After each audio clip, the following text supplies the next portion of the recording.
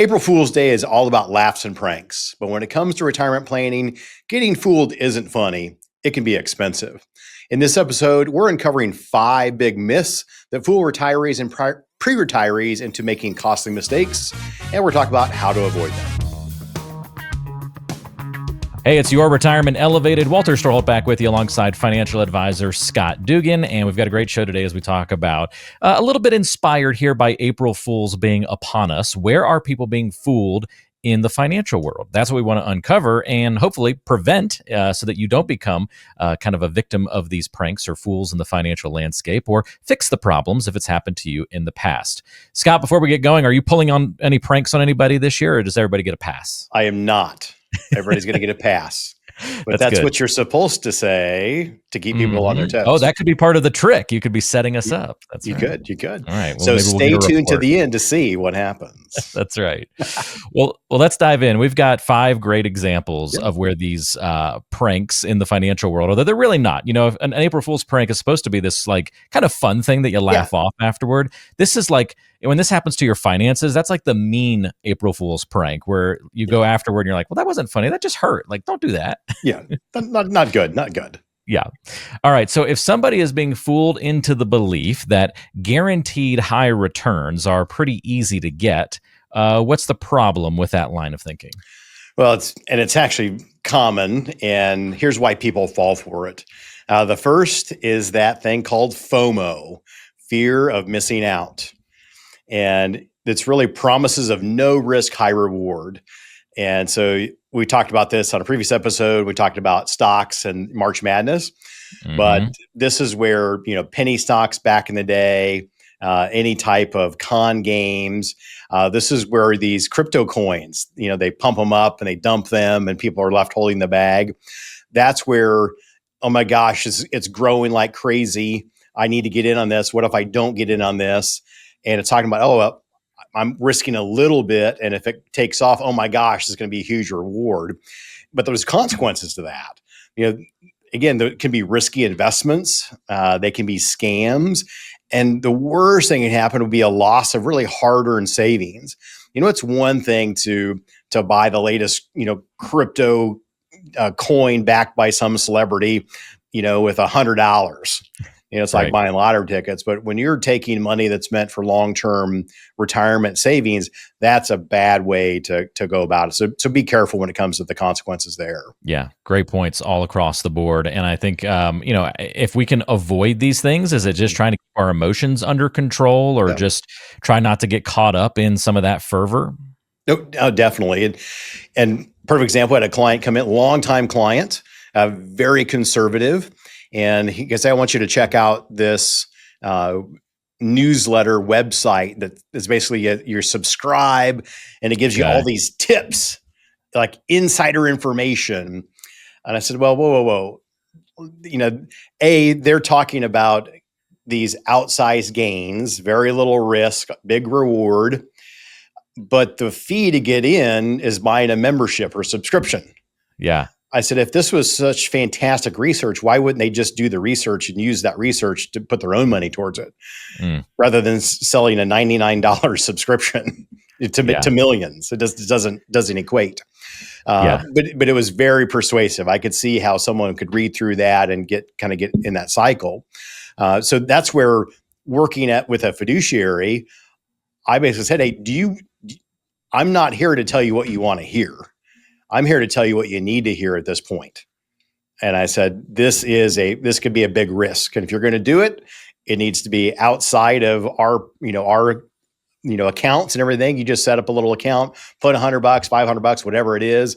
And then you just play with that and just don't matter making that money back. So work with a fiduciary, really know your risk tolerance, and really make sure that you're diversified. We talk about that all the time, and making sure that you're really aligned with what the objective is. What's the goal with this?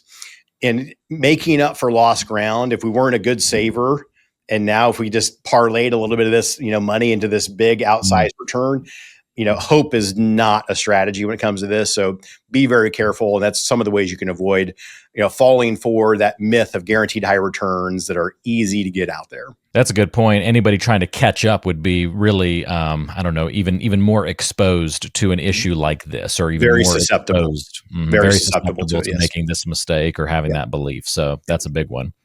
All right. A second issue we see when it comes to being fooled in the financial world is when you start kind of buying into this belief that you better claim Social Security ASAP before it runs out. That messaging is all over the internet. Oh, it's everywhere. And I've seen this over 25 years. Usually be with magazines and newspapers and headlines. Now it's, on your phone, on the web. A lot of scary headlines, especially with, hey, it's 2025, new administration. And it's just, especially with Doge happening right now. Elon Musk is going to turn off the tap of Social Security, things like that. Really, in my opinion, overblown. He doesn't have control of the distribution of checks. So this happened when the U.S. defaulted on their credit rating back in the day. We were getting tons of, at that time, calls around radio show saying, should we turn it on? And the thought process was, if we turned it on and we're getting a check and it goes, implodes, we're still getting our check. No, that's not how it works. If we're in that dire straits, as a country, we're all in trouble, when it comes to that. And I don't believe that we're there. And so the real truth, claiming early, you get a smaller benefit. And it's all actuarially based, meaning it's based on your age and life expectancy. So the longer you wait, the bigger check you get, because they're thinking, hey, we're going to pay you a shorter period of time. Right. So it's all based on life expectancy. And so really it's, how does Social Security fit into your overall plan? How do you optimize Social Security benefit to make sure maybe it relieves stress on your portfolio? And some people, let's say they came in and say, hey, we don't really have a good health outlook, you may want to start that benefit early. And that's the way to optimize it. There may be a 10, 12-year age difference between husband and wife. We may want to delay the largest, benefit as long as possible at age 70 to give the surviving spouse a better survivor benefit. So again, I would not make emotional decisions based on short-term headlines and clickbait. Make decisions based on facts and logic, based around what your plan needs and what resources you have. You make great points. And I'm glad that you clarified that too, because just because we're saying that this is a myth or that this is kind of a belief you should be aware of, don't claim Social Security ASAP, doesn't mean that won't be what's right for you. It's Correct. Just don't assume that and not investigate further. So you may still actually want to take it early, but do the research first, work with somebody who can say, yes, I confirm that's a good idea for you, or here's why that's not the right way to go. Absolutely. So really a smarter approach is, again, in the context of your plan, know what the break-even age is. Meaning if you start your benefit at 62 versus 70 and you put those lines out into space, when is that going to equal the same amount of money in your pocket? And then evaluate, again, your longevity, your health, and then your spousal benefits to make sure all those things are coordinated in the overall comprehensive plan. Is your retirement strategy working as hard as you are? Get the answers you deserve with Elevated Retirement Group's information-packed toolkit. Inside, you'll get Scott's book, Exceptional Retirement, along with essential insights covering the 5 key areas of retirement planning, strategies to keep more of your hard-earned money, and how to choose your winning retirement team. Take control of your retirement today. Click the link in today's show description to claim your toolkit at no cost to you. We've got another item where we see people go kind of awry a little bit when it comes to their financial planning. And this, again, is due to one of those areas where you get fooled in the financial world. And that's when people kind of buy into this belief that taxes aren't going to be a big deal in retirement. There's kind of been this long-standing belief that your taxes will be lower in retirement, so it's not really something to worry about. Oh, absolutely. And where, they've done a great job saying, defer. You'll be in a lower tax bracket when you retire. And unfortunately, fortunately, the folks and the families we serve, they tend to be in higher tax brackets when they retire, because they're looking at, hey, if we've got Social Security benefits, maybe lucky enough to have a pension, they've got required minimum distributions from their IRA or 401k, running into IRMA surcharges, evil Aunt Irma. means testing on your Part B and D of Medicare.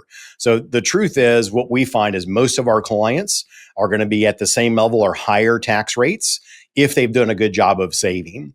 And so a better way to approach this, and again, nobody has a crystal ball on what's going to happen with taxes. The question I have for you is, do you believe the federal government's appetite for revenue is going to decrease over time? Now, we're having some battles right now. They're trying to expose fraud and waste. There's a camp of people that are cheering loudly for this, and there's a group of people that are not happy with this at all. And then there's a group in the middle.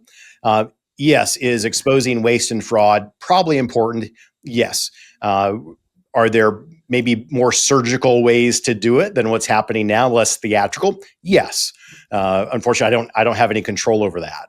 So I think what my advice would be, make sure in the context of your plan and your situation, do tax planning. Do we look at Roth conversions, a strategic rollout of IRA to Roth over time? Do we do that multi-year tax strategy? Do a 1040 forward-looking tax review? We want to make sure, can we save money today, but also year after year looking forward? So again, taxes, in my opinion, are going to be a bigger deal in the future. Now, we may get a reprieve in the short term. We may get these tax cuts pushed out past 2026. I'm not saying it's good or bad. I'm just saying we may be having that time frame to work through tax planning. And again, it's our job to navigate the landscape and give our clients the best options that are available. Not be political about it. Just find out what's the kind of window of opportunity. Let's discuss it and see if it makes better sense for you to take advantage of it. Yeah. Hopefully that's one where people can just kind of see, hey, you might have heard that taxes won't be a big deal. They will be. Let's talk about it.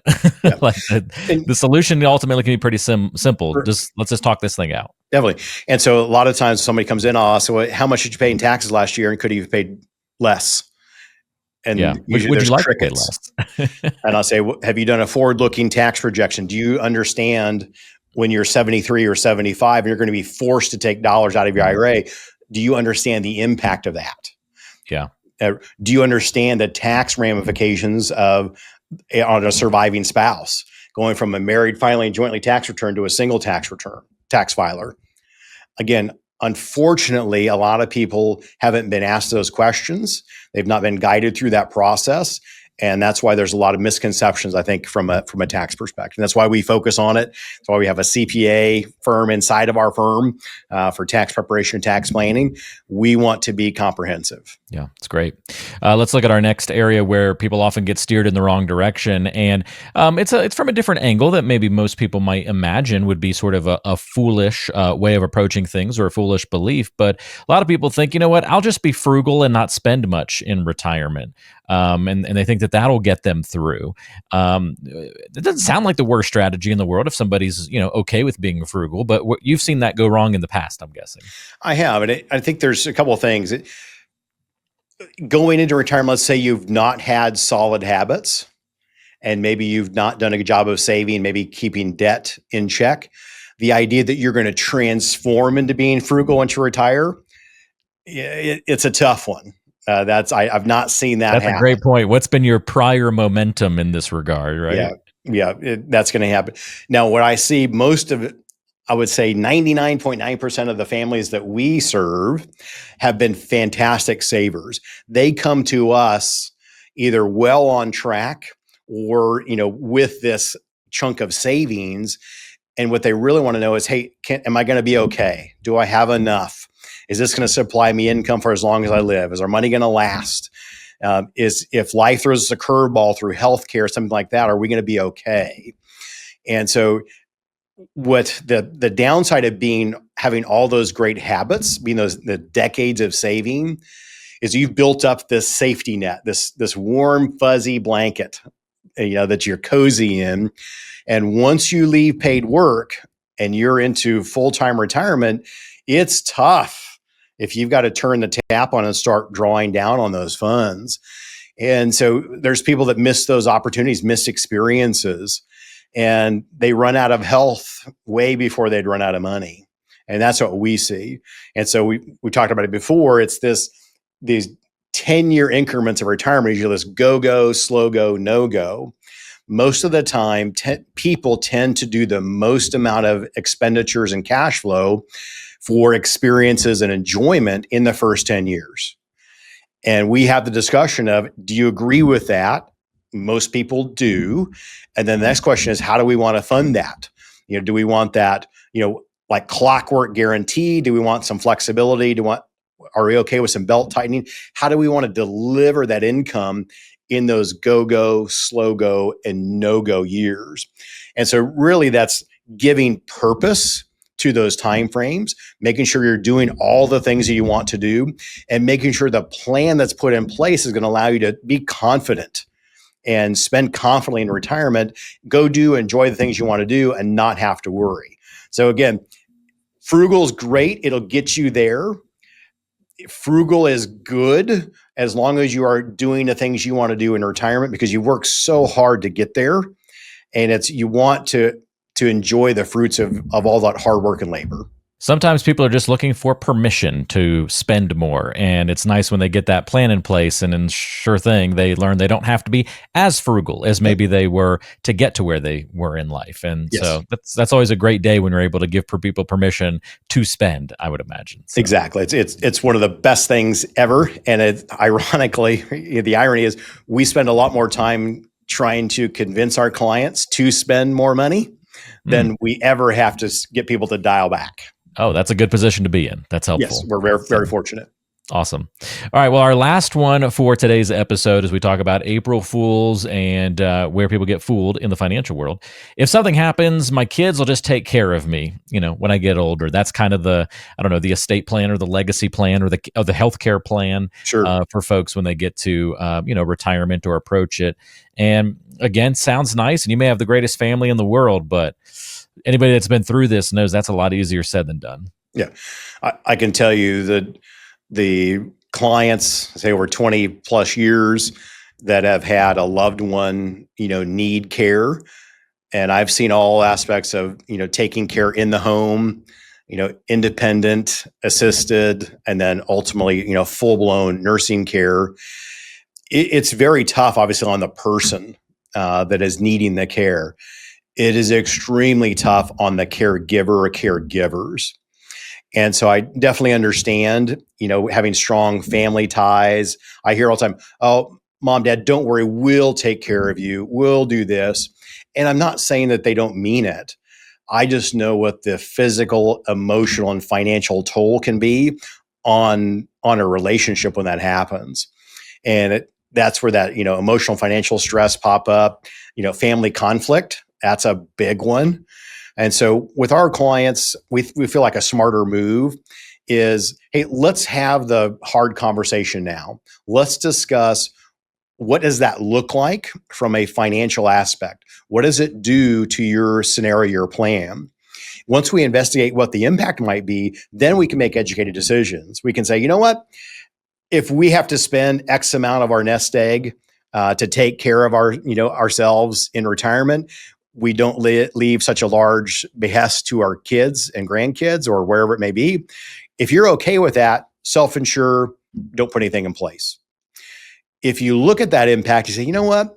I don't really like that exposure. That seems risky. I'd like to have something in place, some sort of hedge. That's where long-term care planning comes into place. And we can evaluate all the different areas of long-term care to see what makes the most sense for you.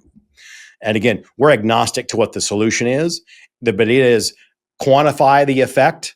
How do you feel about that effect? If you're good with it, keep going. If you don't like it, look at strategies, look at the pluses and minuses, and put those into place that make the most sense for your situation. And those are the conversations we have day in and day out with all of our clients to make sure that we, in the realm of complete planning, healthcare is a big, big issue.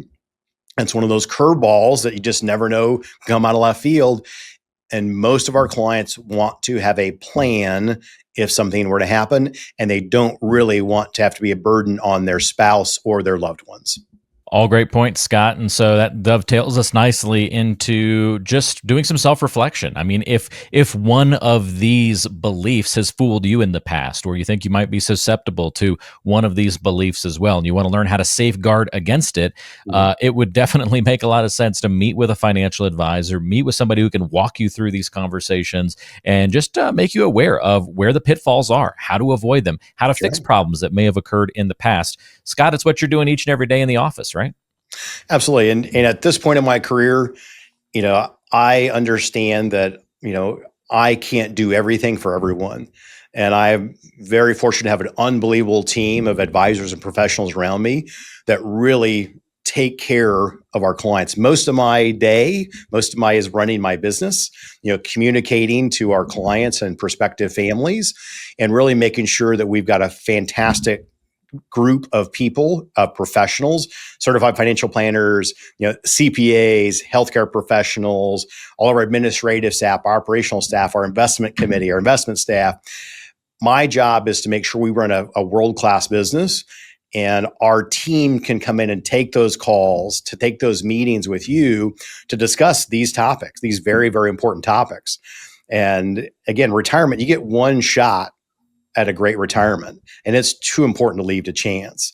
And so that's why they choose to get on our calendar, to go to the calendar link to call us, is that, we haven't had these discussions, or we know we need to have these discussions. And if it's not with us, call someone.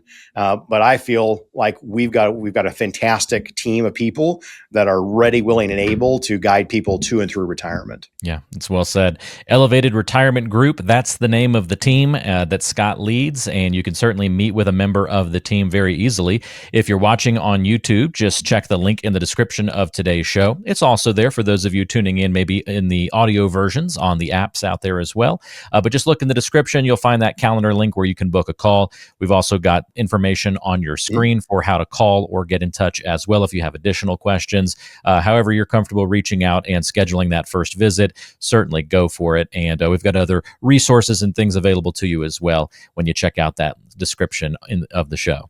If you're watching on YouTube, don't forget to hit the thumbs up button and share this maybe with somebody who might benefit from the information as well, and subscribe so you never miss an episode.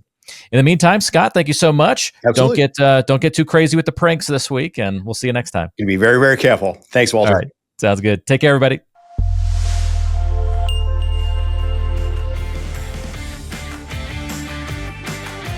Are you on the path to retirement but feel uncertain about your direction? Don't let myths and misconceptions cloud your journey. Before stepping into a lengthy retirement, gain clarity and confidence with a complimentary financial review. Schedule a conversation with Scott Dugan. It's completely free. Just click the link in the description below or call us at 913-393-4724. Let's start a conversation about what's most important to you as you plan for a successful retirement. This video has been prepared for educational and marketing purposes only. The information in this video is general in nature, does not constitute personalized investment advice, and does not provide a complete analysis of the subjects discussed. All investments involve risk, and different types of investments involve varying degrees of risk. There can be no assurance that any specific investment strategy will be profitable or suitable to you.